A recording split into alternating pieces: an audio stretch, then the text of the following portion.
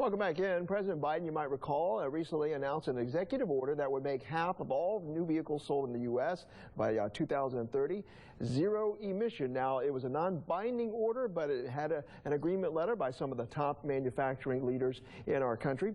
Now, Dr. B is an engineering professor at the University of Alabama and an expert on automotive systems. He joins us now by FaceTime with more on the likelihood that this will actually be able to happen. Good to see you. And I call you Dr. B. You told me I could call you Dr. B because of your name. Give us the exact pronunciation of your name.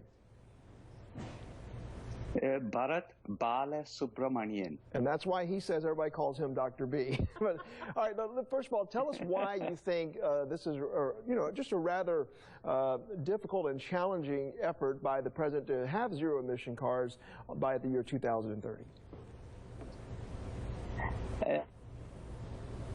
I think you're trying to influence customer behavior by putting a quota of cars that you need by 2030. And that's very difficult to achieve because we have a long tradition here in this country of gasoline-powered cars, which perform excellently, and you would have to change customer behavior. So if I go into a starting point, abundance of gas stations, we have short refueling times, and we have cheap gas prices. You would have to change all that in the context of electric cars. So you're talking about the wholesale, wide-scale changing in terms of everything we have to do now with gas emission vehicles. But what about the car manufacturers? What kind of challenges do the car manufacturers? Typically, with electric cars, there are two primary issues. One is range anxiety, and that is coupled to recharging times. To address these issues, you need to take the three different strategies or challenges that you would go into. One is to have a widespread availability of fast charging 50 kilowatt public infrastructure. So that equivalent be the pricing of fast charging, because as against gasoline, where the price remains constant during the daytime, here with fast charging, depending on the charge demand and the grid power availability, you would have variable pricing. So there needs to be a certain amount of transparency, what sort of pricing you would have for fast charging versus slow charging at home during midnight hours. The third challenge is the grid infrastructure to your home.